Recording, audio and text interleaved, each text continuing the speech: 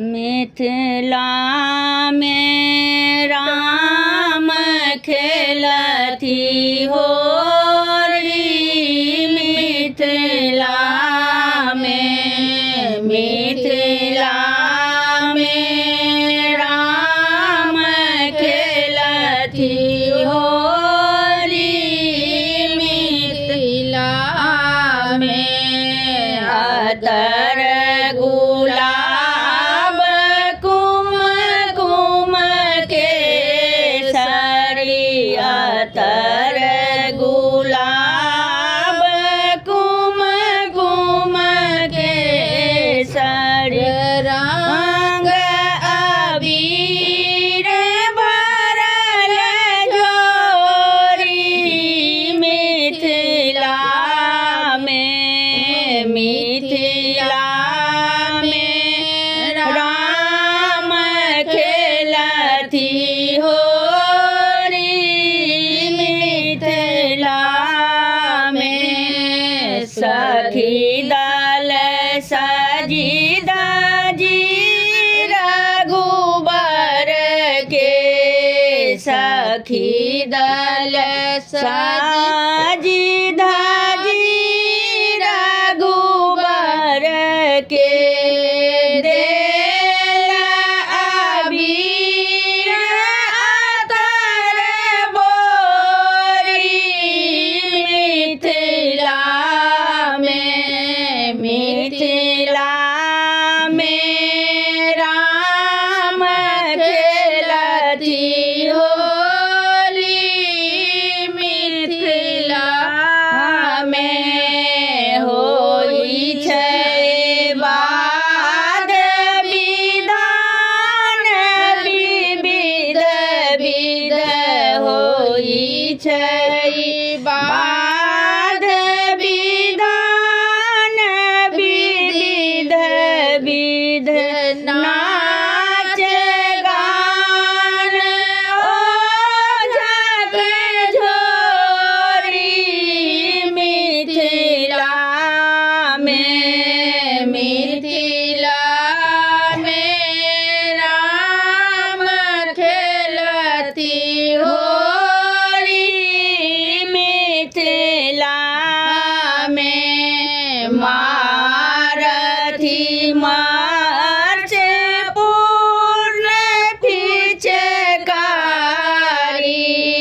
मारथी मार्च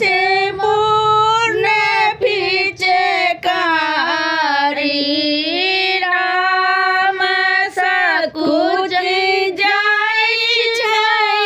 गोरी, मिथिला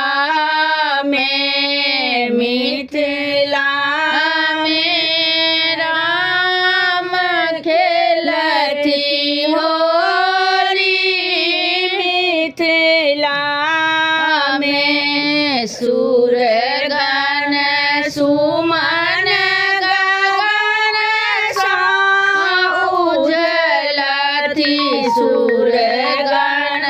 सुमन गगन सा उलझत, अबीर गुलाब बीच गोरी, मिथिला में राम खेलती होरी, मिथिला में कूदती बालक वृंद मुदित मन, कूदती बालक वृंद मुदित मन, मिला निज जोरी, मिथिला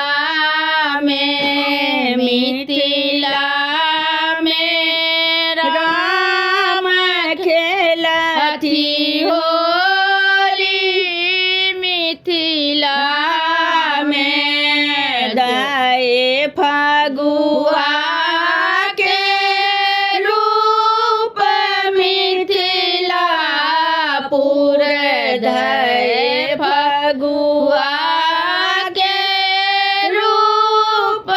मिथिलापुर घर घर माची रहल होरी मिथिला में राम खेलती होली मिथिला में हरे कृष्ण शोभा लखी सकुचित हरे कृष्ण शोभा लखी सकुचित से शारदा सत जोरी मिथिला में राम खेलती होली मिथिला में। हमर गीत नीक लागत तऽ चैनल के लाइक सब्सक्राइब शेयर कमेंट जरूर करब।